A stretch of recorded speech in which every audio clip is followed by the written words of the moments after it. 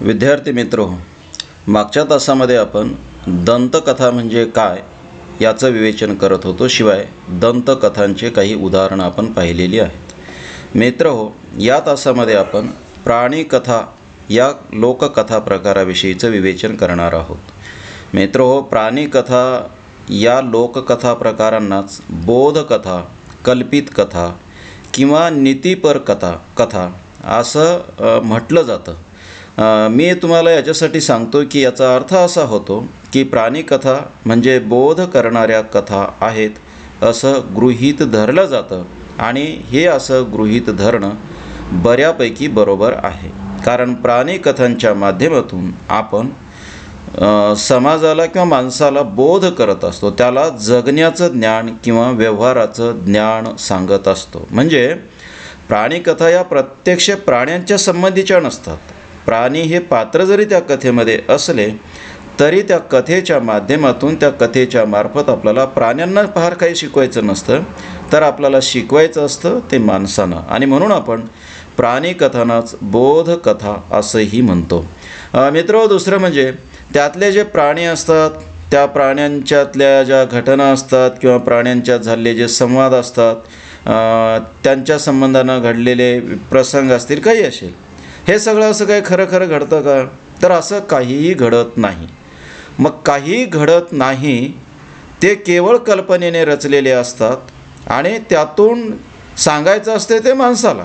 आणि म्हणून अशा कथांना आपण कल्पित कथा असं सुद्धा म्हणतो, कारण त्याच्यातल्या सगळ्या घटना प्रसंगाची एक कल्पना उभी केलेली असते. ते घटना प्रसंग किंवा तसे त्या प्राण्यांच्यातल्या एकमेकाच्या संबंधातल्या बाबी तशा घडत नाहीत. त्या माणसं कल्पनेनं घडवून आणतात कथेमध्ये, आणि कल्पनेनं घडवून आणून त्या तशा घटनांच्या माध्यमातून माणसं माणसाला शिकवत असतात, कुठला तरी बोध देत असतात.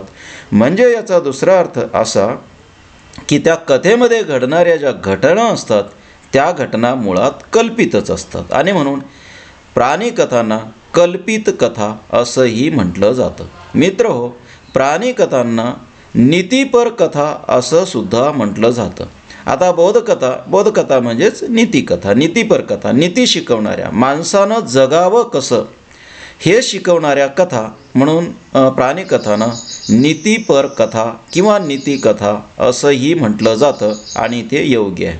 मित्रहो, माणूस प्राण्याची अवस्था संपून किंवा प्राणी पातळीवर असताना किंवा त्याचा जो उत्क्रांत होत आलेला आहे, त्या उत्क्रांत होत येण्याच्या प्रवासामध्ये माणसांचं असणं इतर प्राण्यांपेक्षा वेगळं झालं, ठळक झालं. तो इतर प्राण्यांपेक्षा वेगळा आहे हे त्याच्या लक्षात आलं.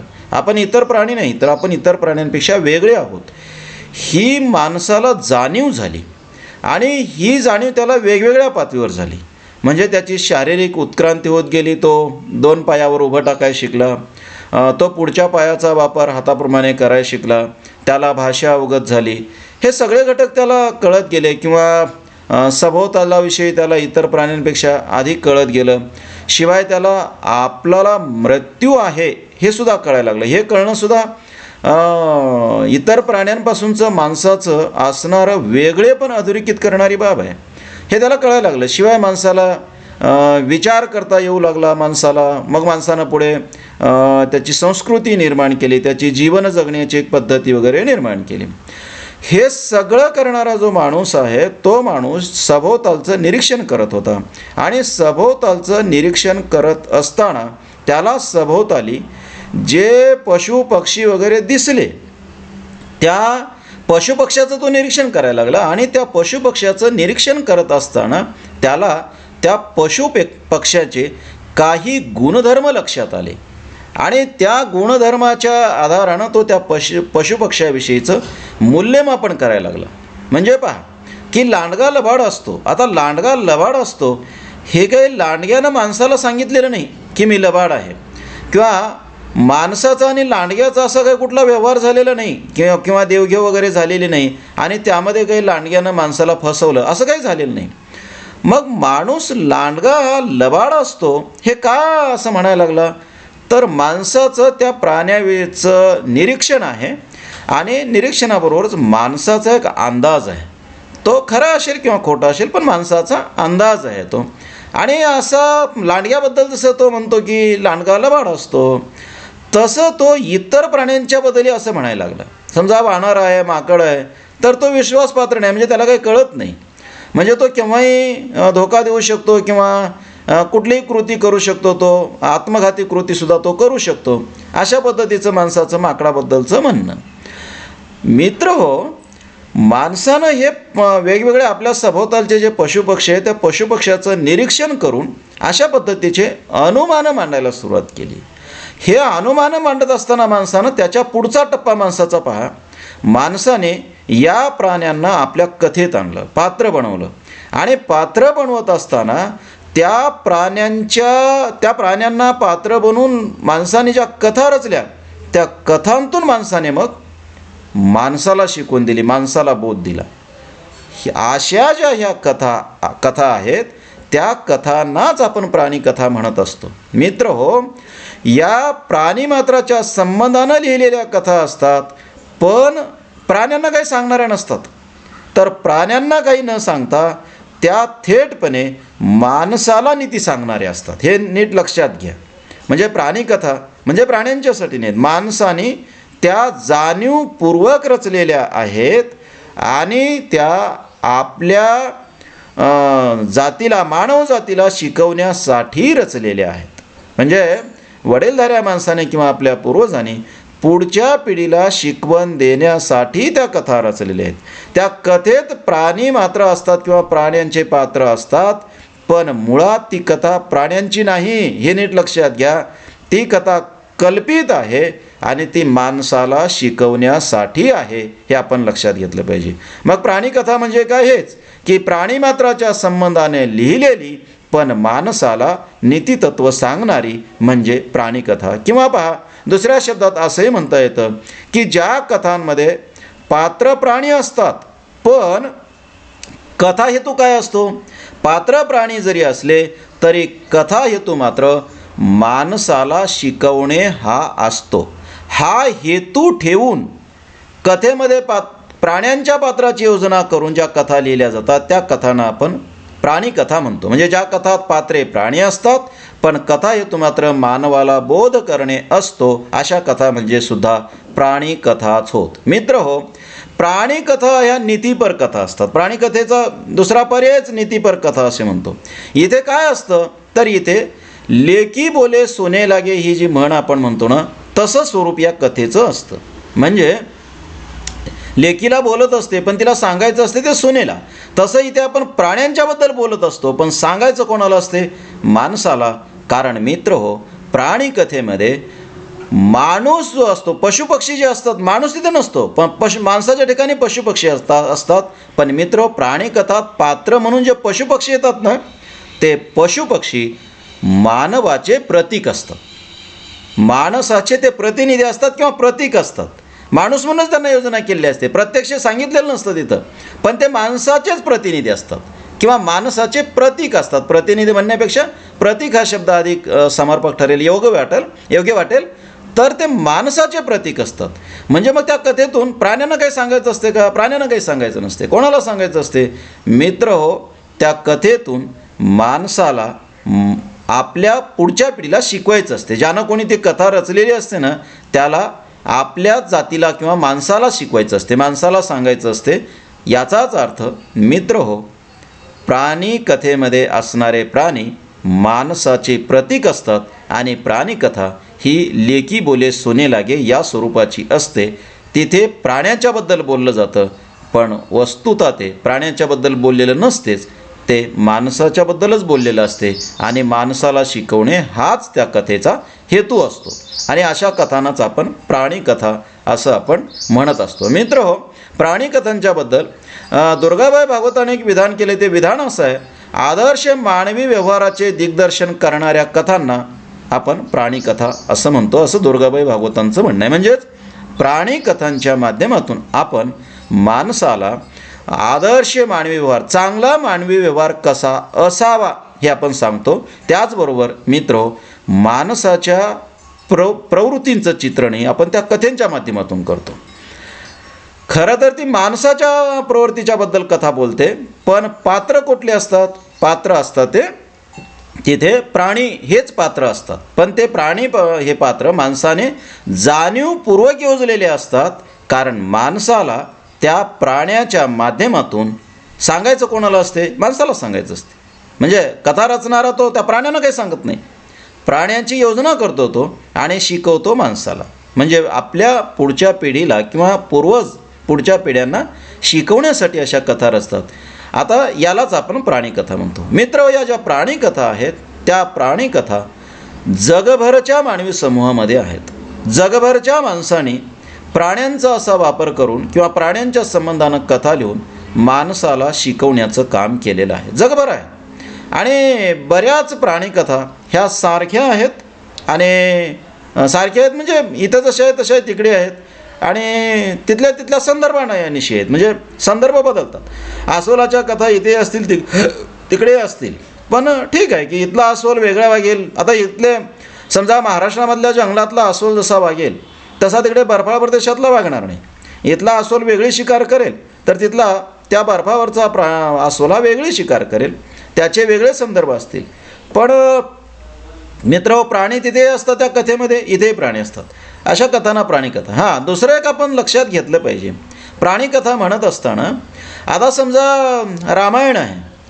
रामायणामध्ये काही प्राण्यांच्या कथा किंवा प्राण्यांचे उल्लेख येतात. ते म्हणजे प्राणीकथा नव्हेत. हे आपण लक्षात घेतलं पाहिजे. ते प्राणीकथा नव्हेत. म्हणजे इथे रामायणामध्ये समजा हरिणांचा उल्लेख येतो आणि राम हरिणांच्या पाठीमागे लागतो.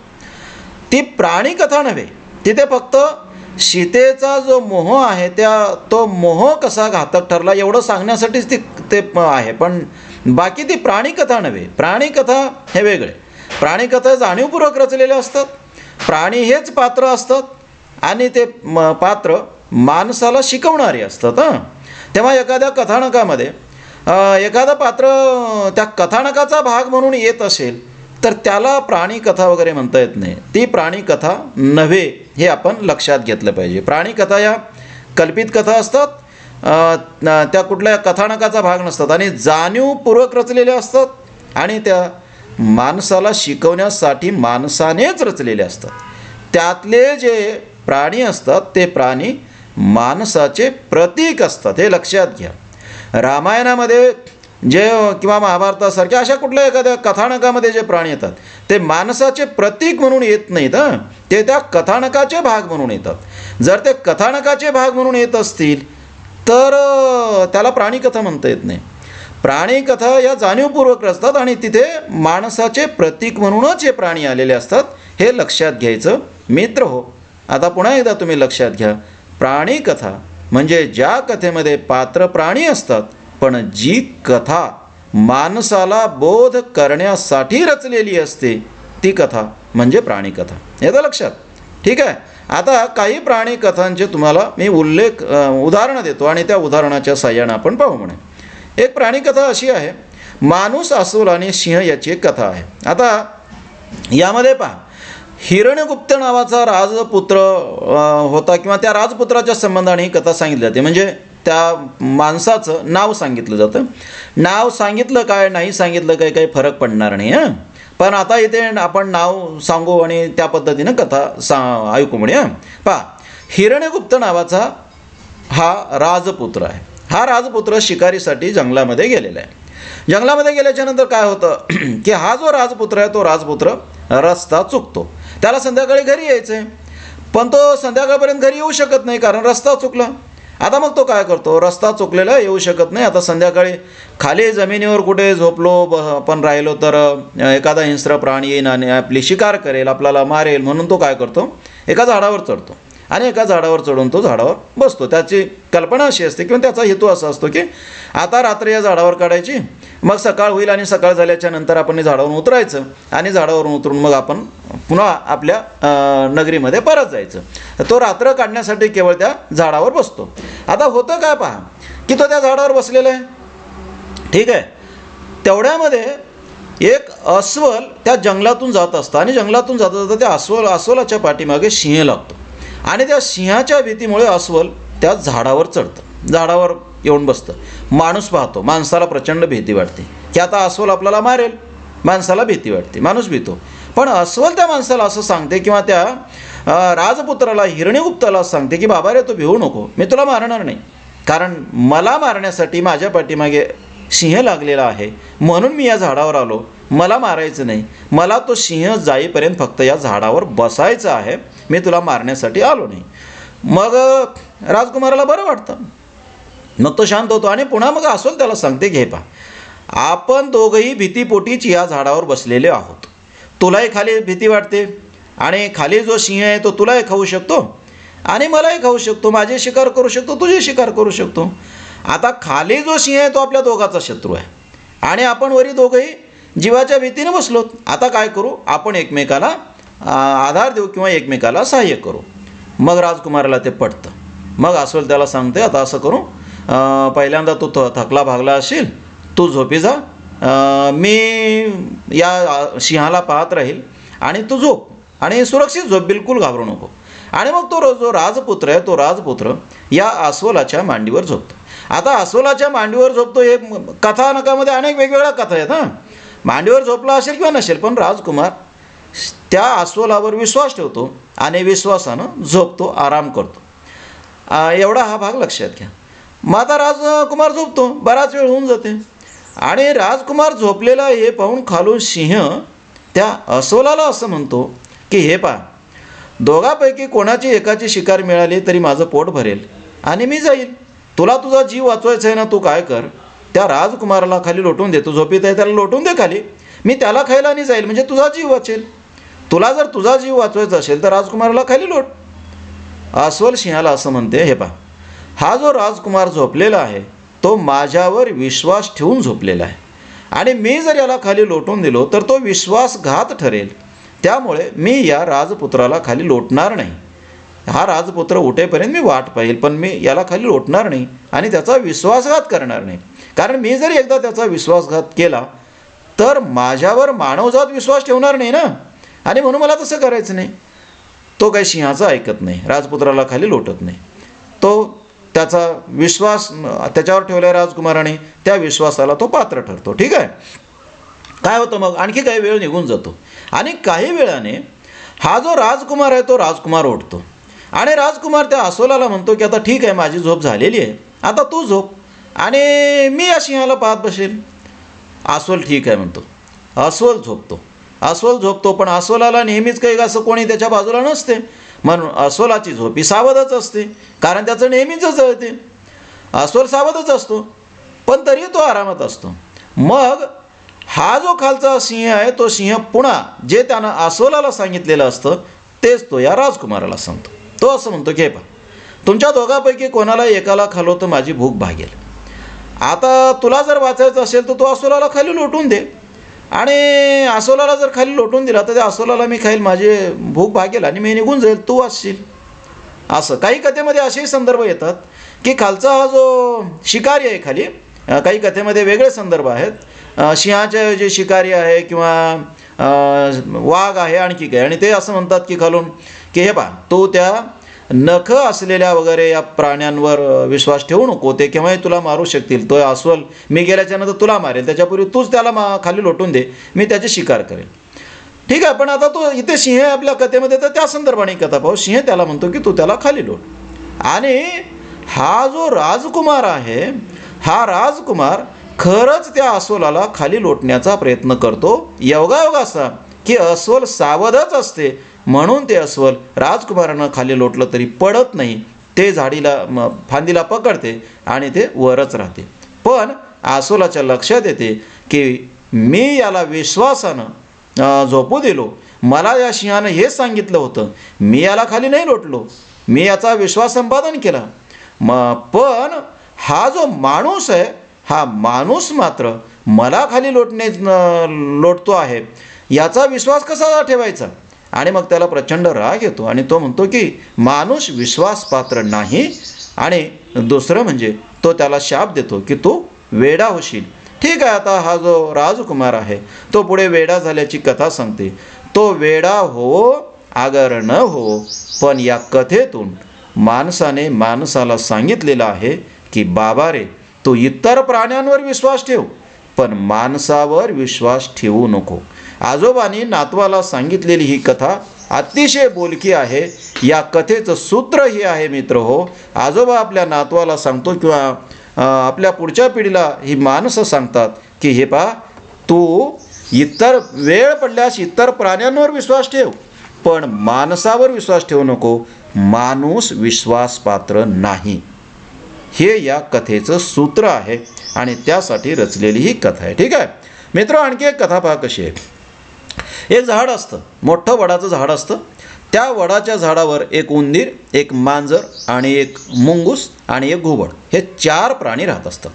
आता हे जे उंदीर आहे ते उंदीर खाली आपलं त्या बीळ करते, बिळामध्ये राहते. घुबड वर राहतं. मुंगूसही तिथे खाली बिळामध्ये राहतं. आणि मांजर जे आहे ते ढोलीमध्ये, ते त्या झाडाच्या ढोलीमध्ये राहते. हे 4ही प्राणी तिथे राहतात. आता पहा, हे 4ही प्राणी एकमेकाचे शत्रू आहेत. हे एकमेकाचे मित्र नाहीत. घुबडाला मांजराची भीती आहे, कारण मांजर आपल्यावर कधी झडप घालेली आहे घुबडाला सातत्यानं काळजी घ्यावी लागते. तो त्याचा शत्रूच आहे ना. उंदराचा तर अधिकच शत्रू आहे. उंदराला एकच शत्रू नाही. उंदराला मांजर खाऊ शकते, घुबडही खाऊ शकते. बरं, या घोबडाचं किंवा मांजराचं आणि मुंगसाचं तरी एकमेकाची मैत्री आहे का? तर काय मैत्री नाही. मुंगूस उंदरालाही खाऊ शकते. आता प्रत्येकजण एकमेकाचा शत्रू आहे आणि प्रत्येकजण एकमेकापासून सावध आहे आणि प्रत्येकजण एकमेकाची शिकार करायला टपलेला आहे. असे एकमेकाची शिकार करायला टपलेले हे प्राणी, 4 प्राणी एका वडाच्या झाडाच्या आश्रयाने तिथे राहतात आणि प्रत्येकजण आपापल्या जीवाची काळजी घेऊन जगत असतं. आता पहा काय होतं. एके दिवशी उंदीर काय करतं, उंदीर बिळातून बाहेर येतं, इकडे तिकडे पाहतं. इतर कोणी प्राणी नाहीत ना आपल्याला खाण्यासाठी, आपल्याला पाहत नाहीत ना, आणि त्याला असं वाटतं की कोणी पाहत नाही. म्हणून ते हळूच बाजूच्या एका शेतीमध्ये जातं. ती मक्याची शेती किंवा कुठल्याही धान्याची शेती आहे समजा, त्या शेतीत जाते आणि शेतीत जाऊन ते धान्य खाऊ लागतं. ते मांजराने पाहिलेलंच असतं की उंदीर निघालेलं आहे. मांजर काय करतं, हळूहळू त्याच्या पाठीमागे जातं. पण त्या शेतकऱ्याने काय केलं असतं, एक छोटं जाळं टाकलेलं असतं. उंदीर जातं निघून पुढे. त्याच रस्त्यानं हे हळूहळू मांजर जातं आणि मांजर त्या जाळ्याच्या तिथे जातं, जाळ्यामध्ये अडकतं. सुटण्यासाठी प्रयत्न करते, सुटत काही नाही आणि त्या जाळ्यामध्ये अधिकच लटकून बसतं, ते अडकतं. आता उंदराला कळतं की हे माझ्यासाठी इथं आलं होतं आणि माझ्यासाठी आलेलं हे मांजर इथं जाळ्यामध्ये लटकलं. त्याला वाटतं बरं झालं, आपण 4 राहतो, 4पैकी सगळेच माझे शत्रू आहेत, सगळेच मला खाऊ शकतात. मला घुबड खाऊ शकते, मला मांजरही खाऊ शकते, मला मुंगूसही खाऊ शकते. बरं झालं, आता माझा एक शत्रू कमी झाला, मरू दे याला. पण त्याला वाटतं बरं झालं, तर आनंद होतो. आणि तेवढ्यामध्ये तो इकडे तिकडे पाहतो, तर त्याच्या लक्षात असं येतं की याच्यावर टपून एकटी मांजरच नसते, एकटा मांजर नसतं, तर ते बाकीचे 2 प्राणी असतात. आणि मुंगूस आणि घुबडसुद्धा हळूहळू तिथे गेले असतात आणि ते टपून बसलेले असतात की आता उंदराला पकडायचं. पण उंदीर मांजराच्या जवळ असते, म्हणून ते वाट पाहत असतात की केव्हा याच्यापासून दूर जाईल. पण आता झालं असं असते की मांजर त्या जाळ्यात अडकलेलं असतं आणि उंदीर तिथेच असतं आणि हे टपून बसले असतात. आता हे उंदराच्या लक्षात येते की आता हा जर मांजर जर मेलं इथे किंवा या जाळ्यात लटकलं तर मांजरापासून मी सुटेल, पण आता मी घोबडापासून आणि मुंगसापासून सुटणार नाही, ते मला खातील. मग आता अशा वेळेस ते मांजर काय करतं, उंदीर काय करतं, उंदीर मांजराशी तह करते आणि उंदीर त्या मांजराला असं म्हणते की हे पहा, आता तू जाळ्यात अडकला, आता तू मरणार आहे. आता तू जसा मरणार आहे तसं मी पण मरू शकतो, कारण तू जाळ्यात अडकला, तू मला मारणार होता, आता तू जाळ्यात अडकला, तू मला मारणार नाही. पण मला मारण्यासाठी येथे मुंगूस आणि घुबड हे दोन्ही टपून बसलेत. मी तुझ्यापासून थोडं दूर झालं की हे मला मारतील. म्हणजे या ना त्या संकटामध्ये किंवा आता कसं होऊन तू मरणारच आहेस आणि मीही मरणार आहे. आता दोघंही आपण असं करू, दोघाला जर जगायचं असेल तर आपण दोघं तह करू. ते मांजराला पटतं. तर ठीक आहे.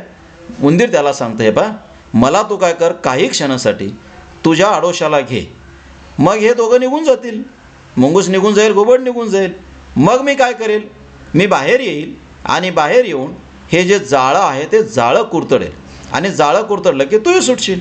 मांजराला ते पटतं आणि मग मांजर त्याला म्हणते ये मध्ये, आणि हे जाळ्यामध्ये जातं आणि जाळ्यामध्ये जाऊन मांजराच्या आडोशानं तिथं बसतं. आता हे कोण पाहतं? हे घुबड आणि मुंगूस पाहतात. पाहिल्याच्याने त्यांच्या लक्षात येते की अरे उंदीर तर मांजराच्या आश्रयाला गेलेलं आहे. आता मांजराच्या आश्रयाला जर उंदीर गेलं आणि त्या उंदराला जर पकडा आपण गेलो तर आपलं काही खैर नाही, कारण मांजर आपल्याला पकडेल. ते हताश होतात आणि ते दोघंही निघून जातात. थोडा वेळ होऊ देते उंदीराने. उंदीर हळूच बाहेर येते. मांजर त्याला सांगते की आता तू बाहेर जा, आणि बाहेर जाऊन हे जाळं कुरतड. तो बाहेर येतो. बाहेर आल्याच्या नंतर उंदीर आता ते जाळं कुरतडायचं आहे तर जाळं कुरतडायला लागतो. पण ते उंदराला कळतं की ह्याचं जर जाळं कुरतडलं आपण आणि याच्यावरचं जर संकट निवारण झालं, ह्या जर जाळ्यातून सुटलं, तर पहिल्यांदा मांजर काय करेल? मलाच खाईल ना. मग आता ह्याचं जाळं कुरतडून ह्याला सोडवायचं कसं? म्हणून ते काय करतं की याच्यावरचं एक संकट संपलं, पण दुसरं संकट याच्यावर आलं पाहिजे की ज्याच्यामुळे त्यानं स्वतःचा जीव वाचवण्यासाठी पळायला पाहिजे आणि आपण वाचलो पाहिजे.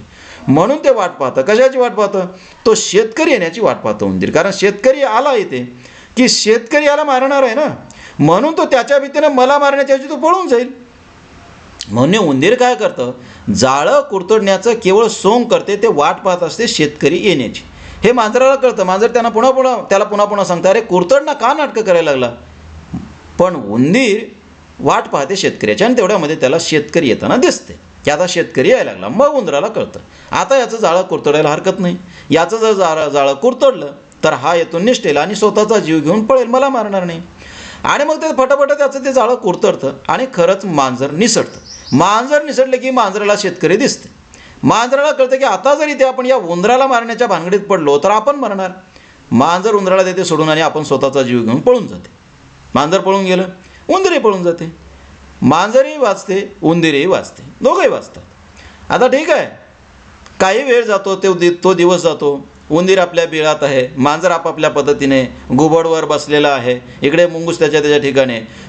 आता मांजराला अशी कल्पना सुचते की कालच आपण या उंदराला पकडायला पाहिजे होतं, पण आपण पकडलो नाही कारण शेतकरी आला. पण आता आपण या उंदराला पकडून खायला हरकत नाही. म्हणून ते काय करतं? हळूच त्या उंदराच्या बिळाच्या जवळ जातं आणि उंदराच्या बिळाजवळ जाऊन उंदराला असं म्हणतं की हे पाय उंदरा, आता कालपासून तुझी माझी दोस्ती झाली ना, आपल्या दोघात तह झाला ना, त्यामुळे मी काय तुला आता मारणार वगैरे नाही. तू बाहेर ये, आपण दोघंजण मस्त गप्पा करत बसू, थोडा फेरफटका मारून येऊ. उंदीर त्या मांजराला असं म्हणते की काल दोघावरही संकट होतं म्हणून तू मला मारला नाहीस. आज जर मी बाहेर आलो तर मला मारल्याशिवाय तू नक्की राहणार नाहीस. उंदीर त्याला सांगतं आणि बिळाच्या बाहेर येत नाही. मित्र हो, आजोबाने आपल्या नातवाला किंवा बापाने आपल्या मुलाला सांगितलेली ही कथा आहे की बाबा रे, प्रसंग कसा आहे त्याच्यानुसार वाग. प्रसंग बदलला, वेळ बदलली, परिस्थिती बदलली की जवळची माणसंही किंवा ज्याच्यावर तो विश्वास ठेवला ते तुला धोका देऊ शकतात, किंवा जे शत्रू आहेत त्या शत्रूशी तो परिस्थितीप्रमाणे एखाद्या वेळेस तह करही, पण कायमस्वरूपी त्या शत्रूवर विश्वास ठेवू नको. म्हणजे उंदराने असं गृहीत धरू नये की आता मांजराशी आपला तह झालेलाच आहे, दोस्ती झालेलीच आहे, तर हरकत नाही त्याच्यासोबत फेरफटका मारायला. मित्र हो, जो हाडवैरी असतो त्याच्यासोबत तात्पुरता परिस्थितीनुरूप तह झाला असला तरी त्याच्यावर विश्वास ठेवू नये. हे आपल्या पूर्वजांनी पुढच्या पिढीला सांगितलेलं ज्ञान आहे, नीती आहे, व्यवहाराचं ज्ञान आहे, केलेला हा बोध आहे, हे लक्षात घ्या. ही बोधकथा. ठीक आहे. आणखी एक कथा अशी आहे की एक शिकारी असतो. आता हा शिकारी काय करतो? त्याला शिकार करायचे. तो जंगलामध्ये शिकार करण्यासाठी जातो, जाळं घेऊन जातो आणि एका ठिकाणी तिथे कावळा असतो झाडावर बसला. तो कावळा पाहतो की हा शिकारी इकडे कशाला यायला लागला. तो कावळा सहज पाहत असतो. तो शिकारी जातो, एका ठिकाणी असे तांदूळ खाली टाकतो आणि तांदूळ खाली टाकल्याच्या नंतर त्याच्यावर जाळं टाकतो. ते त्या कावळ्याला कळतं की हे मुद्दाम होऊन शिकारीने केलेलं आहे आणि पक्ष्यांना पकडण्यासाठी हे जाळं टाकलेलं आहे. पण तो कावळा काही तिथे हे करत नाही. कावळा ते तांदूळ खायला जात नाही. तो हुशार आहे, त्याला माहीत आहे. पण होतं काय की तो शिकारी अशा पद्धतीनं ते जाळं टाकतो, तांदूळ खाली टाकून वर जाळं टाकतो, दूर जाऊन तो बघत बसतो की कुठले पक्षी येतील आणि जाळ्यामध्ये कुठले पक्षी पडतील. ठीक आहे. तो आता पाहत बसतो. होतं असं, काही वेळाने एक कबुतराचा कळप असतो आणि तो कबुतराचा कळप वर उंचावरून तो उडत जात असतो.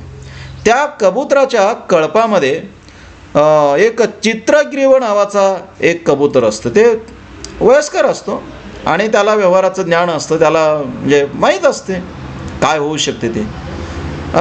सगळेच कबूतर हे पाहतात, तांदूळ पाहतात आणि त्यातले काही तरुण कबूतर असे म्हणतात की चला इथे तांदूळ दिसायला लागले, आपण तांदूळ खायला जाऊ. त्याच्यातला जो वयस्कर असतो जो कबूतर, तो असं म्हणतो, बाबा रे, तुम्ही साधा विचार करा ना, या ठिकाणाच्या जवळ गाव नाही, या ठिकाणाच्या जवळ घर नाही, मग हे तांदूळ आपोआप या जंगलामध्ये कसे काय येऊन पडले? साधा विचार करा तुम्ही, अशा जंगलामध्ये येऊन पडणार नाहीत ना तांदूळ, कसे काय येऊन पडतील? याचा अर्थ या तांदळाला कोणीतरी तर तांदूळ आणून टाकलेले आहेत आणि आपण जर तांदूळ खाण्याचा लोभ केलो तर आपला जीव जाऊ शकतो. म्हणून हे तांदूळ खाण्याच्या भानगडीत पडू नका, याचा मोह धरू नका, असा तो सांगतो. पण त्यातले जे तरुण कबूतर असतात ते भुकेले असतात. ते तरुण कबूतर या वयस्कर किंवा चित्रगिरव नावाच्या या कबुतराला शिव्या देतात आणि म्हणतात की म्हाताऱ्याचं ऐकून काही भलं होत नाही, आपल्याला भूक लागली, चला आपण हे खायला जाऊ म्हणे. तो त्यांना सांगण्याचा प्रयत्न करतो, बाबा रे, अविवेक, अज्ञान हे माणसाच्या जवळ नसावं, ते केव्हाही धोका देऊ शकते. अज्ञान चांगलं नाही आणि हे तुम्ही अज्ञानानं ते खाण्याच्या भानगडीत पडतात. अज्ञान हा माणसाचा शत्रूच असतो आणि लोभ हाही माणसाचा शत्रू असतो. म्हणून तुम्ही अज्ञानाच्या आहारी जाऊ नका, लोभाच्या आहारी जाऊ नका, कारण इथे तांदूळ कसे काय येतील? पण ते ऐकत नाहीत. मग ते खाली उतरतात, सगळेच उतरतात इथे आणि ते तांदूळ खायला लागतात. थोड्या वेळाने त्याच्या लक्षात येते की आपण तांदूळ खातो आहोत, पण आपल्या पायामध्ये जाळं लटकलेलं आहे, पाया जाळं लटकलेलं आहे. आणि मग आता ते एकमेकाला दोष द्यायला लागतात की पहा, हे तू असं म्हणाला म्हणून आपण तांदूळ खायला आलो, आपण त्याचं ऐकलं नाही वगैरे वगैरे. आता हे त्या वयस्कर कबुतराला कळतं. तो असं म्हणतो, हे पहा, आता चूक झालेलीच आहे, आपण आता लटकलोतच, आता तो शिकारी आपल्याकडे यायला लागलाय, तो आपल्याला पकडेल आणि आपल्याला पकडून घेऊन जाईल. तो म्हणतो, हे पहा, चूक झाली, आता चूक झाल्यावर एकमेकाला दोष देण्यात आणि असं भांडण करण्यात काही शहाणपण नाही. झालेली चूक आता सुधारणं तर अवघड आहे, पण सध्या आपण वाचण्याचा प्रयत्न केला पाहिजे आणि वाचण्यासाठी एक पर्याय आपल्याकडे, आणि तो म्हणजे आपण एकमेकाला असं भांडणं करण्यापेक्षा, एकमेकाविषयी बोलण्यापेक्षा सगळे एकत्र शक्ती लावू आणि एकाच बाजूनं शक्ती लावून आपण या जाळ्या सगट आकाशामध्ये उडून जाऊ. त्याचं हे म्हणणं सगळ्यांना पटतं आणि सगळेच मग ते जाळ्या सगट आकाशामध्ये उडतात. पहा, आता ही जी कथा, ही कथा आहे प्राणी कथा.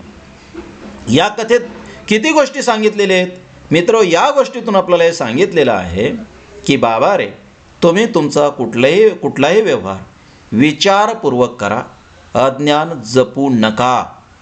शिवाय जी वडीलधारी माणसं तुम्हाला सांगतात ना काही हिताच्या गोष्टी, शहाणपणाच्या गोष्टी, त्यांच्याकडे दुर्लक्ष करू नका, कारण त्यांचा जीवन अनुभव तुमच्यापेक्षा अधिकचा आहे, त्यांना अधिकचं कळतं, त्यांचं ऐका.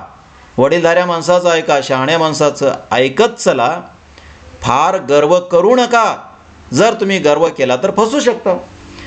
आणि जर समजा अशातूनही तुम्ही फसलातच, तुमच्यावर संकट आलंच, तर त्या संकटाला तुम्ही एकत्र येऊन तोंड द्या. तिथे परस्परामध्ये वाद घालू नका. तुमच्यात अंतर्गत जर संघर्ष असेल, अंतर्गत वाद असतील, तर तुम्ही सगळेच मराल. त्यामुळे तुम्हाला सगळ्यांनाच वाचायचं असेल तर अंतर्गतचा वाद विसरून जा आणि एकमतानं त्या संकटाला तोंड द्या. अशा पद्धतीची ही शिकवण आहे. पहा मित्र हो, प्राणीकथा ही बोधकथाच आहे. प्राणीकथांतून काहीतरी शिकवायचं असतं. याही कथेतून आपल्याला हे शिकवलेलं आहे, हे लक्षात घ्या.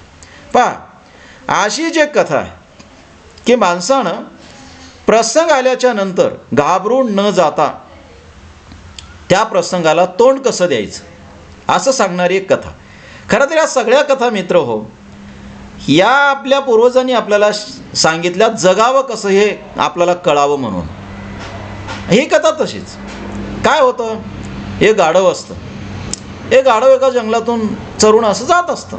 जाता जाता काय होतं की त्याला दिसतं की पाठीमागून एक लांडगा येते हळूहळू आपल्याकडे लांडगा येत आहे. या गाढवाला कळतं. गाढवाच्या लक्षात येतं की हा लांडगा जो आहे तो लांडगा आपल्याला पकडू शकतो. आता लांडगा पकडणार त्याच्यापुढे दोन पर्याय आहेत. एक तर आता पळ काढणे, पण त्याला माहीत आहे की आपण काय फार जोरात पळू शकत नाही, फार लांब पळू शकत नाही. आता दुसरा पर्याय या लांडग्यालाच काहीतरी करणे. गाढवाला आपण एरवी शहाणा नसणारा प्राणी म्हणतो. या कथेमध्ये गाढव खूप शहाणा दाखवलं आहे. काय होतं मग? गाढव काय करतं? लंगडायला सुरुवात करतं.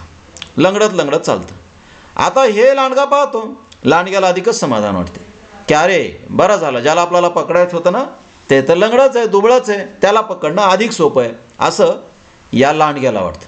लांडगा हळूच त्या गाढवाच्या जवळ जातं आणि गाढवाला असं म्हणतं की असा लंगडत का चालला रे बाबा? गाढव त्याला असं म्हणतं की काय करू रे बाबा, माझ्या पायामध्ये काटा मोडलेला आहे आणि काटा मोडल्यामुळे मला खूप त्रास होतो आणि मी लंगडत चाललो आहे.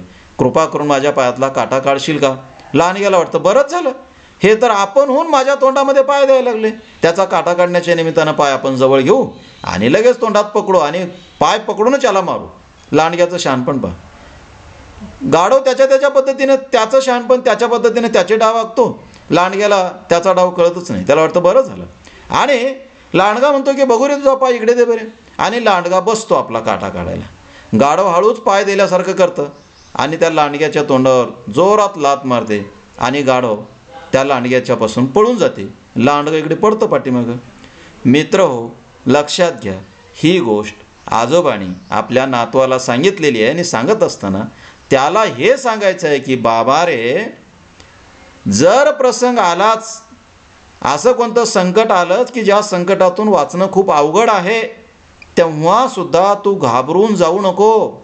घाबरून गेल्यानं काय होणार आहे? ते संकट अधिकच गडद होईल, म्हणजे अधिकच जीवावर बेतेल ना ते. त्याच्यापेक्षा जमेल तेवढं त्याच्यातून मार्ग काढण्याचा प्रयत्न कर, काहीतरी बुद्धी लढव ना.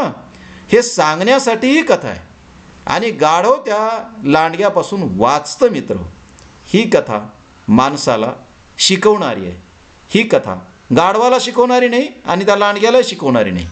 मित्र हो, ही कथा माणसाला शिकवणारी आहे. यातलं गाढव आणि यातला लांडगा हे माणसाचेच प्रतीक आहेत. पण शिकवायचं आहे ते त्या गाढवाला आणि लांडग्याला नाही, शिकवायचं आहे ते माणसाला. सावध करायचं आहे ते माणसाला शिकवण्यासाठी ही कथा रचलेली आहे. हे आपण लक्षात घेतलं पाहिजे. पहा, एक पहा, कोंबडा, सिंह आणि गाढव असते. पहा आता काय होतं, एक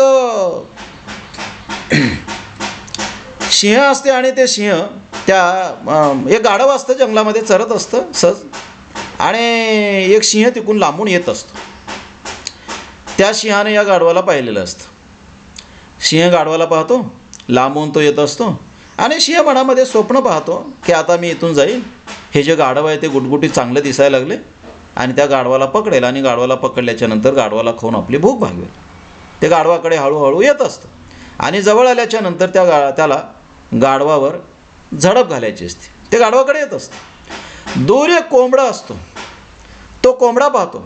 कोंबड्याला लक्षात येतं की गाढवानं आणखी त्या सिंहाला पाहिलंच नाही, पण सिंह गाढवाकडे येत आहे आणि सिंह काही क्षणामध्ये आता गाढवावर झडप मारेल आणि गाढवाला मारून तो खाईल. आता कोंबड्याला असं वाटते की आपण काय करू, वाचला तर वाचेल एक जीव, म्हणून तो गाढवाला सावध करण्याचा प्रयत्न करतो आणि जोरात ओरडतो. आता तो कोंबडा इतक्या जोरात ओरडतो की कोंबड्याचा अचानक असा आलेला आवाज ऐकून तो सिंहसुद्धा गोंधळून जातो. सिंह गोंधळून जातो आणि गोंधळून जाऊन सिंह गाढवाला पकडण्याचं सोडून देतो, उलटा पळायला लागतो. आता सिंह उलटा पळायला लागला कारण तो गोंधळलेला आहे, त्याला कळतच नाही अचानक आवाज आला कुठून. न कळाल्यामुळे तो उलटा पळतो. गाढव त्या सिंहाकडे पाहतं आणि गाढवाला असं वाटते की मला भिवूनच हे सिंह पळालेला आहे. मी इतका म्हणजे बलवान आहे की सिंहही मला भिवून तो पळतो. गाढव असा विचार करते, आणखी थोडी याची मजा घेऊच, पळायला लागल्या ना, पळू दे, आणखी थोडी मजा घेऊ.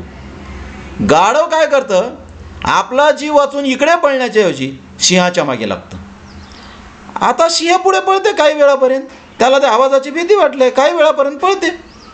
काही अंतरावर गेल्यावर सिंह पाहते तर काय, गाढव त्याच्या पाठीमागे लागलेला आहे. सिंहाला प्रचंड राग येते आणि सिंहाला असं वाटते की मागे याच्या अगोदर जो आवाज काढून मला घाबरवण्याचा प्रयत्न केला ना, ते या गाढवाचंच काम आहे.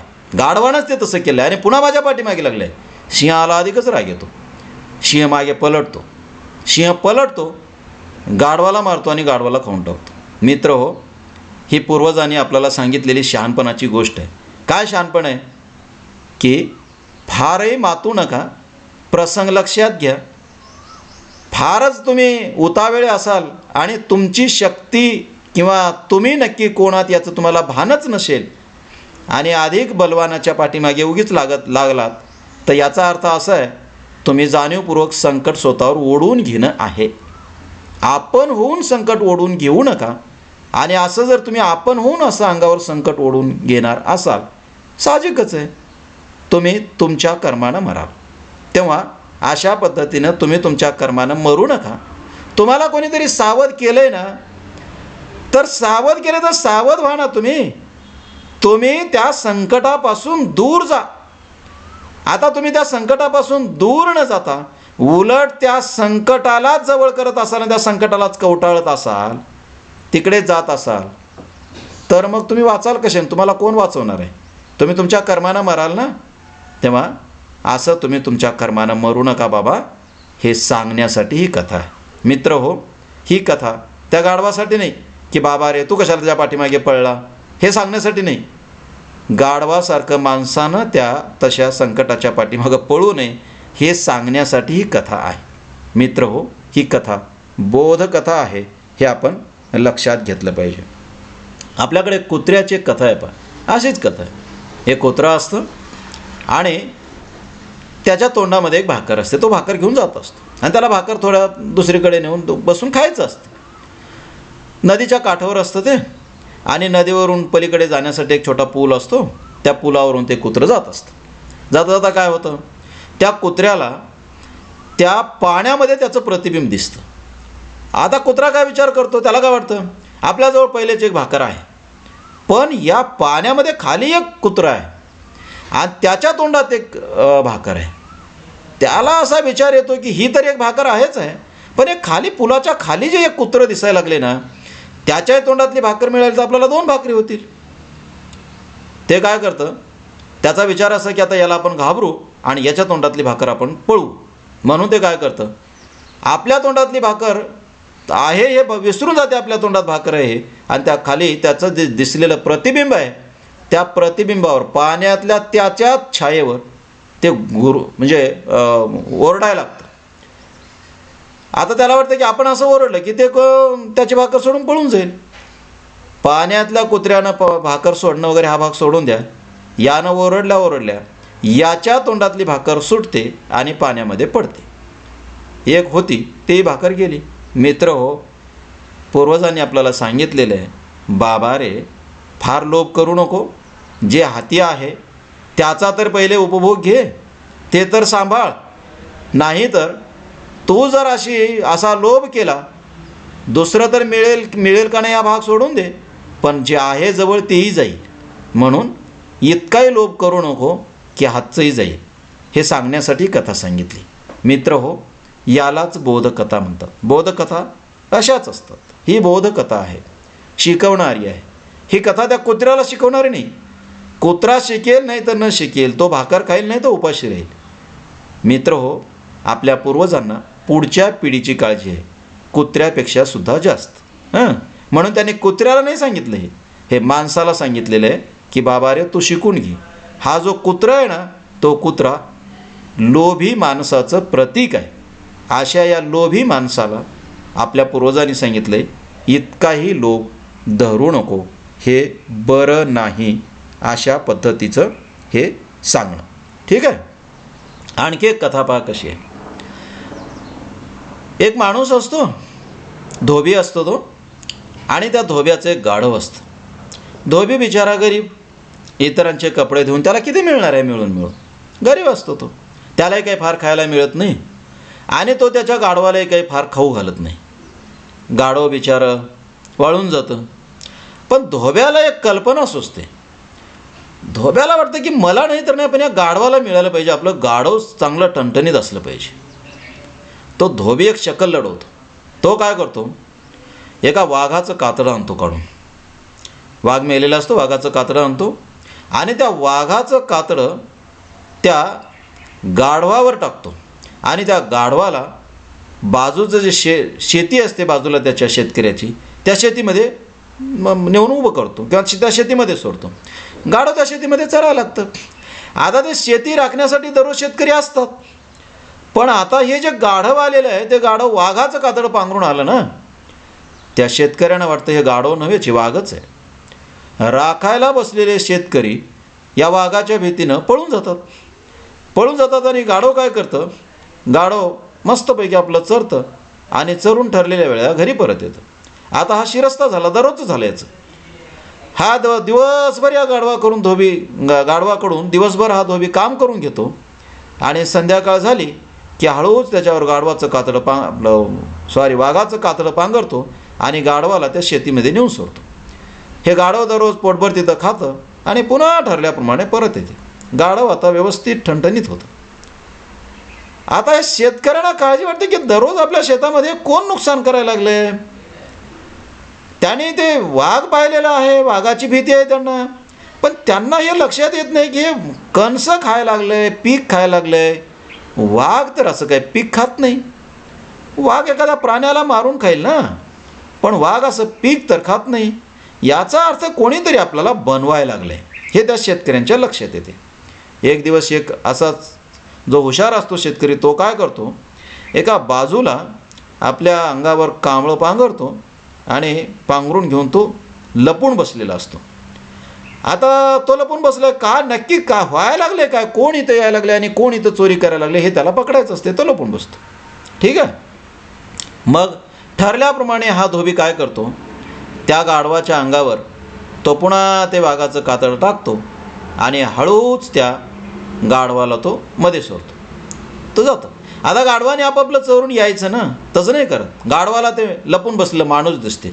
गाढवाला वाटते हे जे लपून बसलेलं जे कोणी आहे ते दुसरं गाढव आहे आणि त्याला वाटतं नाही हे जे गाढव आहे या गाढवाला आपण कशाला खाऊ द्यायचं, याला हुसकावून लावायचं. कारण माझी भीती आता इथं एवढी आहे की माझ्या भीतीने इथं कुठलाच प्राणी येत नाही. तर या गाढवाचं काय, हे काय करतं की त्याला पळून लावण्यासाठी जोरजोरात ओरडतं. आता गाढव जोरजोरात ओरडलं. गाढव ओरडला तो लपून बसलेला जो शेतकरी असतो त्या शेतकऱ्याला या गाढवाचा आवाज कळतो आणि त्याच्या लक्षात येतं की अरे हे जे वाघाचं कातडं पांघरून येणारा जो कोणी जीव आहे तो प्रत्यक्ष वाघ नव्हे, हे गाढव आहे हे त्याला कळतं आणि तो आपल्या अंगावरचं जे पांघरून घेतलं आहे तो बाजूला टाकतो आणि काठी घेऊन येतो आणि या गाढवाला बदडून काढतो.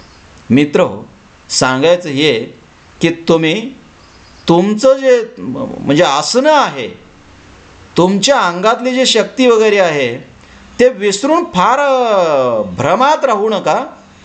असं जर तुम्ही भ्रमात राहिलात, सोंगाच्या भ्रमात राहिलात, तर कधी ना कधी तुम्हाला त्याचे फळं भोगावे लागतील हे सांगितलं आहे. म्हणजे तुम्ही वाघाचं कातडं पांघरल्यानं वाघ होत नाही, असे सोंग घेतल्यानं माणूस त्या पदाला पोहोचत नाही. असं नका करू. तुम्ही नक्की कोण आहात याचं भान असणं अपेक्षित असते आणि याचं भान असू द्या. तुमचं जर एकदा हे भान सुटलं आणि तुम्ही जर मोठ्या अहंकारात गेलात तर त्या गाढवाप्रमाणे मार खाल्ल्याशिवाय तुम्ही राहणार नाही आणि तुमची फसगत झाल्याशिवाय राहणार नाही, तुम्ही संकटात सापडल्याशिवाय राहणार नाही. म्हणून तुम्ही तुम्हाला ओळखा आणि तुम्ही तुमच्या अवकातीत राहा. तुम्ही तुमची शक्ती ओळखा, भ्रमात राहू नका. अशा पद्धतीची शिकवण देणारी ही लोककथा आहे, ही प्राणीकथा आहे. या प्राणीकथेतून ना त्या गाढवाला सांगितलेलं आहे, ना कोण्या वाघाला सांगितलेलं आहे, ना त्या शेतकऱ्याला सांगितलं आहे. मित्र, हे संबंध मानवजातीला सांगितलेलं आहे की बाबा रे, तुम्हाला ओळखायला शिका आणि तुम्ही तुम्हाला ओळखून त्या पद्धतीनं जगा, कुठल्या भ्रमात राहू नका. हे मित्र हो, आपल्या पूर्वजांनी आपल्याला सांगितलेलं आहे. ठीक आहे. आणखी अशा भरपूर कथा आहेत आणि जगभरच्या साहित्यात आहेत. जगभर म्हणजे असं काही समजू नका तुम्ही की केवळ भारतातच आहेत, जगभर. कारण सगळीच माणसं एका समान परिस्थितीतून जगत आलेली आहेत. म्हणजे असं काही नाही की भारतातली माणसं फार शहाणी होती आणि तिकडची माणसं मूर्ख होती, असं नाही आहे. समान पद्धतीनं जगत आलीत, विकसित होत आलेली आहेत, शिकत आलेली आहेत, सभोवतालाचं निरीक्षण करत आलेली आहेत आणि पुढच्या पिढीला शिकवण्यासाठी वेगवेगळ्या कल्पना करत आलेली आहेत, वेगवेगळ्या लोककथा रचत आलेली आहेत. जगभरच्या माणसाचा हा जो जीवन प्रवास आहे, तो जीवन प्रवास त्याच्या सभोवतालाचे थोडेफार संदर्भ वगळले, ते थोडेफार संदर्भ बाजूला ठेवले तर जगभरची मानवजात समान पद्धतीने विकसित होत आलेली आहे आणि त्यांचा जीवनव्यवहार सारखाच राहिलेला आहे. मित्र हो, त्यामुळे असं काही गृहीत धरू नका की अशा ज्या प्राणीकथा आहेत त्या प्राणीकथा भारतात आहेत आणि बाहेर फार कमी आहेत, असं नाही. जगभराच्या मानव समूहात आहेत आणि विशेष म्हणजे मग तो समूह कुठलाही असो, जंगलात राहणारा असो, नगरात राहणारा असो, कुठलाही असो, त्यांच्या परीनं त्यांनी अशा पद्धतीच्या कथा सांगितलेल्या आहेत आणि त्यांच्या कथेमध्ये मग पशुपक्षी आहेत, प्राणी आहेत.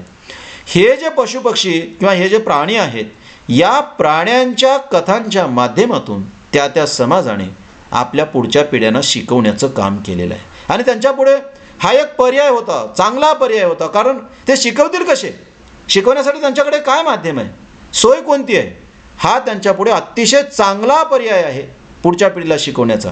आणि या अतिशय चांगल्या आणि अतिशय प्रभावी पर्यायाचा त्यांनी तेवढ्याच प्रभावीपणे उपयोग केलेला आहे, हे आपण नीट समजून घेतलं पाहिजे. मित्रहो, एक लांडगा आणि करकोचा याची एक कथा आहे. काय होतं, एक लांडगा असतो आणि तो लांडगा काय करतो, आपल्या घरी खीर करतो मस्तपैकी आणि तो त्या करकोचाला निमंत्रण देतो, कशाचं, खीर खायला येण्याचं. तो असं सांगतो त्याला की बाबा रे, आता तू या जंगलामध्ये राहतो, मी या जंगलामध्ये राहतो, आपण दोघं एकमेकाच्या शेजारचे आहोत, आपण दोघं या जंगलातले आहोत, मग आपण दोघं मित्र आहोत. तर ठीक आहे, आता माझ्या घरी मी आज खीर करणार आहे आणि तू जेवण करायला ये. करकोचाला बरं वाटतं ना, आता निमंत्रण दिलेलं आहे, खिरीचं निमंत्रण आहे, तर आपण जाऊ. आणि तो म्हणतो ठीक आहे आणि तो जातो. आता इथं असे प्रश्न विचारायचे नाहीत, कोला खीर करतो का नाही, कारण कोला खीर करतो का नाही हे महत्त्वाचं नाहीच आहे याच्यामध्ये. या कथेत महत्त्वाचं आहे ते दुसरंच आहे. ते काय आहे ते आपण पाहू. कोला खीर करतो, करकोचा जेवायला येतो. मग कोला काय करतो, असे पैस 2 पात्र घेतो, असे विस्तृत असणारे, पैस असणारे, आणि त्या पात्रामध्ये खीर वाढतो. आता काय असतं की करकोच्याची जी चोच असते ती लांब असते आणि याचं तोंड वेगळं असते, याला चाटून खाता येते. हा कोला काय करतो, ती खीर मस्तपैकी चाटून खायला लागतो. आता करकोच्याला ती काही खीर खाताच येत नाही, कारण केवळ त्या खीरला त्याचा चोचीचा शेंडा तेवढा लागतो, खीर काही खाता येत नाही. लांडगा एवढा बदमस्त, लांडगा त्या करकोच्याला असं म्हणतो, अरे तुला खीर आवडली नाही का, ठीक आहे म्हणतो तो, तुला आवडली नाही ना, ठीक आहे, नाही आवडली तर नाही आवडली, तू काय खाऊ नको, मी खाई. आणि आपली स्वतःची खीर खातो आणि करकोच्याला ज्या पात्रामध्ये खीर वाढलेली असते ना, करकोच्याला खाताच येत नाही, तेही खीर लांडगाच खातो. करकोच्याचा अपमान होतो, हा जाणीवपूर्वक केलेला अपमान आहे. अपमान होतो, तो आपला अपमानित होऊन घरी जातो. आता करकोचा कल्पना करतो की ह्या अपमानाचा बदला घ्यायचा कसा. मग काही दिवस जातात आणि एक दिवस करकोचा त्या लांडग्याला आमंत्रण देतो आणि लांडग्याला सांगतो की माझ्या घरी आता मी खीर करणार आहे, तू जेवण करायला आहे. लांडग्याला वाटतं बरं झालं, जाऊ आपण. मग हा लांडगा त्याच्या घरी जातो. करकोचा काय करतो, त्याच्या घरी खीर करतो. करकोचा छानपैकी खीर करतो आणि ते खीर 2 पात्रामध्ये वाढत नाही, आता तो 2 सुरईमध्ये वाढतो. त्याला एक सुरई देतो लांडग्याला, आपण एक सुरई घेतो, लांडग्याला सांगतो, हे पा मी एक सुरई घेतली, तुला या सुरईमध्ये खीर दिली आहे, तू खा. आता होतं असं की त्या सुरईचं तोंड असतं लहान, त्या लहान तोंडातून करकोच्याची चोचमध्ये जाते, पण त्या लांडग्याचं तोंड काही मध्ये जातच नाही, लांडग्याला काही खाता येत नाही. मग काय होतं, थोड्या वेळानं करकोच्याची त्या सुरईतली खीर संपून जाते. तो त्या लांडग्याला म्हणतो, का रे बाबा, तुला खीर नाही आवडली का, ठीक आहे, नाही आवडली तर नाही आवडली, राहू दे, मी खाईल. आणि तो याच्याही सुरईतली खीर खातो आणि लांडग्याच्याही सुरईतली. लांडगा अपमानित होतो आणि परतून जातो. मित्र हो, माणसाने आपल्या पुढच्या पिढीला ही सांगितलेली कथा आहे की बाबा रे, अशा पद्धतीनं जाणीवपूर्वक कोणाचा अपमान करू नका, कारण तुम्हालाही तशाच अपमानाला सामोरं जावं लागेल, तुम्हालाही तसंच भोगावं लागेल. आणि म्हणून तुम्ही इतराला असं अपमानित करू नका. इतरांना मदत करा, सहाय्य करा, समजून घ्या, विश्वासानं वागा, पण अशा पद्धतीचा त्याच्या मनाला लागेल असा विनोद करू नका, किंवा त्याच्या मनाला लागेल तो दुःखी होईल अशा पद्धतीचे, तो कष्टी होईल अशा पद्धतीचं कुठलंही वर्तन करू नका. अशा पद्धतीची शिकवण या प्राणीकथेतून पूर्वजांनी आपल्याला दिलेली आहे, हे आपण लक्षात घेतलं पाहिजे. ठीक आहे मित्र, आणखी एक कथा पास जी सगळ्यांना माहीत आहे आणि आपण कित्येक वर्षांपासून हे सांगत आलो. आम्हालाही लहानपणी हे सांगितले गेले, शाळेतही सांगायचे आमचे शिक्षक वगैरे. ही एक कथा पहा. उंदीर आणि सिंहाची कथा अशीच. एक सिंह असतो, एका ठिकाणी तो जाळीमध्ये झोपलेला असतो आणि तिथेच उंदीर असतो. उंदीर आपल्या बिळातून येतो, उड्या मारत इकडे तिकडे फिरत असतो आणि फिरता फिरता फिरता फिरता तो त्या सिंहाच्या अंगावरही खेळायला लागतो. आता सिंहाच्या अंगावर तो खेळतो.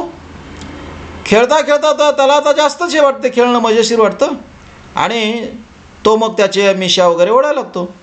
सिंह काही वेळ दुर्लक्ष करतो, नंतर सिंहाला राग येतो. सिंह हळूच त्या उंदराला पंजामध्ये पकडतो.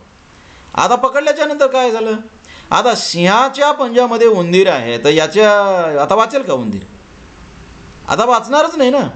पण उंदीर प्रयत्न करते वाचण्याचा आणि त्या सिंहाला उंदीर असं म्हणते, हे पा, मला तू पकडला, माझी चूक झाली, मी तुझ्या अंगावर खेळायला नको होतं, खेळलो, तुझी झोप मोडली, त्याच्यामुळे तुला राग आला, माझ्याकडून ही चूक झाली, पण आता झाली तर झाली, आता करणार काय, त्याला इलाज नाही, पण मी तुला माफी मागतो, माझ्या चुकीला तू क्षमा कर आणि मला तू सोडून दे. मला जर तू सोडून दिला तर कदाचित तुझ्यावर जर एखादं संकट आलंच पुढे, तर मी त्या संकटामध्ये तुला मदत करेल. अशा पद्धतीचं तो त्याला म्हणतो. आता एरवी आपल्याला काय वाटतं, एरवी वाटतं की हा उंदीर या सिंहाला काय मदत करणार आहे. सिंहाला असं वाटू शकतं ना की हे काय मला मदत करणार आहे, पण सिंह त्या उंदराला सोडून देतो. मदतीचं होईल काहीतरी, पण तो सोडून देतो, त्याला क्षमा करतो. बरेच दिवस मध्ये निघून जातात. एक दिवस काय होतं, हा सिंह जंगलामध्ये फिरत असतो आणि फिरता फिरता हा सिंह प्राण्याच्या शिकारीसाठी लावलेल्या एका जाळ्यामध्ये अडकतो. आता जाळ्यामध्ये अडकल्याच्या नंतर हा ओरडायला लागतो. हा आवाज उंदराला येतो. उंदीर पळत पळत जातं आणि पाहतं की ज्यानं आपल्याला एके दिवशी सोडून दिलं होतं तो सिंह हा या जाळ्यामध्ये लटकलेला आहे. मग उंदीर काय करतं, आपले जे मित्र असतात त्या सगळ्या मित्रांना बोलवतं आवाज करून आणि सगळ्या आपल्या मित्रांना सांगतं की बाबा रे, हा माझा मित्र आहे, एक दिवस यानं मला क्षमा केलेली आहे, तुम्ही हे जाळं कुरतडा, आपल्याला याला वाचवायचं आहे. आणि सगळे उंदीर मिळून ते जे जाळं असतं ते जाळं कुरतडतात. मित्र हो, त्या सिंहाला ते उंदरं सोडवतात. सिंह वाचतो. सिंह या उंदराचे आभार मानतो आणि निघून जातो. उंदीरही आपल्या बिळात निघून जातो. मित्र हो, ही कथा ना त्या सिंहाला शिकवणारी आहे ना त्या उंदराला शिकवणारी आहे. मित्र हो, ही कथा माणसाला शिकवणारी आहे. माणसाला हे सांगणारी आहे की बाबा रे, तुला एवढा मोठा अहंकार किंवा असा अहंकार असू देऊ नको की कोणालाच तू क्षमा करणार नाहीस. एखादा गरीब माणूस आहे, तुझ्या तुलनेनं तो खूप लहान आहे, खूप गरीब आहे, त्याच्याकडून काही चूक झाली तर त्यालाही तू क्षमा करायला शिक. तोही कधीतरी तुझ्या कामी येईल, तोही कधीतरी तुला मदत करेल. तू असं गृहीत धरू नको की आपल्याला कोणाच्याच मदतीची गरज नाही, कोणाच्याच सहाय्याची गरज नाही, आपण आपल्याच बळावर जगू, आपण आपल्याच बळावर जिवंत राहू, आपल्याला कोणाची मदत लागणारच नाही असं गृहीत धरू नको. कारण कुठल्याही क्षणी एखाद्या मोठ्या माणसाला सुद्धा एखाद्या क्षणी मदतीची गरज असते आणि एरवी आपल्याला अतिशय क्षुल्लक वाटणारा, अतिशय गरीब वाटणारा माणूस, अतिशय आपल्याला लहान वाटणारा जीवही मदत करू शकतो. आणि म्हणून माणसानं अहंकारी असू नये आणि माणसाने क्षमा करायला शिकावं. अशा पद्धतीची शिकवण या कथेतून दिलेली आहे. मित्र हो, या कथेमध्ये जी पात्र आहेत ही पात्र माणसाचे प्रतीक आहेत. हा जो उंदीर आहे तो उंदीर गरीब माणसाचा प्रतिनिधी आहे, प्रतीक आहे. हा जो सिंह आहे तो सिंह मोठ्या माणसाचं प्रतीक आहे. आणि त्या मोठ्या माणसाला आपल्या पूर्वजांनी सांगितलं आहे, बाबा रे, वेळ प्रसंगी गोरगरिबांना सहाय्य कर, त्यांना क्षमा कर, तेही कधीतरी तुझ्या उपयोगाला येतील. आणि या सगळ्यातून एक आणखी शिकवण दिली आहे माणसाला की बाबा रे, तुम्ही एकमेकाला मदत करत जगा. एकमेकाला जर तुम्ही मदत नाही केली तर सगळेच तुम्ही संकटात याल. मित्र हो, आपल्या पूर्वजांनी आपल्याला दिलेली शिकवण आहे की बाबा रे, तुम्हाला जगायचं असेल आणि जिवंत राहायचं असेल तर काही शहाणपणानं जगणं आवश्यक आहे. आणि तो जो शहाणपण आहे तो शहाणपणा ते अशा या कथांतून सांगतात. जगभरच्या ज्या प्राणी कथा आहेत त्या जगभरच्या प्राणीकथा मित्र हो जगभरच्या माणसाला शिकवणाऱ्या आहेत, त्या प्राण्यांना शिकवणाऱ्या नाहीत. या सगळ्या कथा कल्पित आहेत. जो एखादा माणूस आहे ज्याची कल्पनाशक्ती प्रभावी आहे त्या तशा माणसाने माणसाचं हित समोर ठेवून कल्पनेनं रचलेल्या या कथा आहेत. या कथा माणसाला शिकवणाऱ्या आहेत आणि म्हणून या कथांना कल्पित कथा, बोधकथा किंवा नीतिपर कथा वगैरे म्हटलं जातं. मित्र हो, माझ्या या सगळ्या विवेचनातून तुम्हाला प्राणीकथा म्हणजे काय हे समजलं असावं असं मी गृहीत धरतो आणि या तासापुरतं इथं थांबतो. पुढे आपण लोककथांचा दुसरा एखादा प्रकार, त्या प्रकाराविषयी आपण चर्चा करू म्हणे. इथे आपण थांबू म्हणे. तुम्ही हे विवेचन नीट ऐका, बाकी तुम्ही विचार करा, बाकी काही प्राणीकथा तुम्ही वाचा आणि या सगळ्यांच्या माध्यमातून तुम्ही प्राणीकथा म्हणजे काय, त्याचं स्वरूप काय असतं, कुठल्या कथांना प्राणीकथा म्हणायचं हे समजून घ्या. ठीक आहे, आपण इथं थांबू म्हणे.